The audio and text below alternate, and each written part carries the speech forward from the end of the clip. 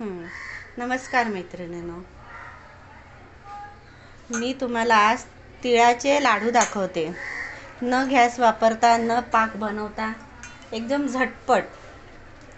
फक्त मेथड एवढीच लक्षात ठेवा, जसं आपण शेंगदाण्याचे लाडू करतो की नाही, तसेच लाडू हे करायचेत. वळायचं झंझट नाही, काही नाही, काही नाही. बघा, मी तुम्हाला सांगते. आपले ह्या बघा, ह्या वाटीने मी तीळ घेतले 2 वाट्या आणि मूठभर शेंगदाणे, थोडेसे थोडंसं चतकोर खोबऱ्याचा तुकडा किसून घेतलाय. आणि आता गूळ गूळ आपण 2 वाटी तीळ घेतलेत ना, मग त्याप्रमाणे 1.5 वाटी गूळ घ्यायचा.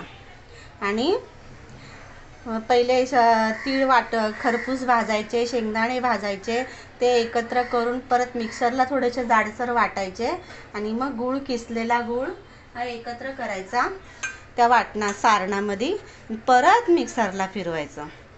मिक्सरला फिरवून झालं का मग हे असंच टेक्स्चर तयार होतं. त्याच्यामध्ये थोडंसं तूप टाकायचं, अगदी थोडंसं, फक्त बाइंडिंगसाठी तूप टाकायचं. आणि मग हे असे छान लाडू वळल्या जातात. ह्याला अजिबात मेहनत लागत नाही, दाब द्यायला लागत नाही, काही नाही. खूप छान असे गोल गरगरीत लाडू तयार होतात. मी तुम्हाला झाल्यावर दाखवते. हे बघा, पाव किलोमध्ये आपले झाले 35 लाडू तयार. आता मी तुम्हाला हा कसा खुसखुशीत झाला हेही दाखवते. एक छोटासा घेते. हे बघा, किती मऊसूत झालंय, अगदी पेड्यासारखा दिसतोय आणि खायला तर चव अप्रतिम.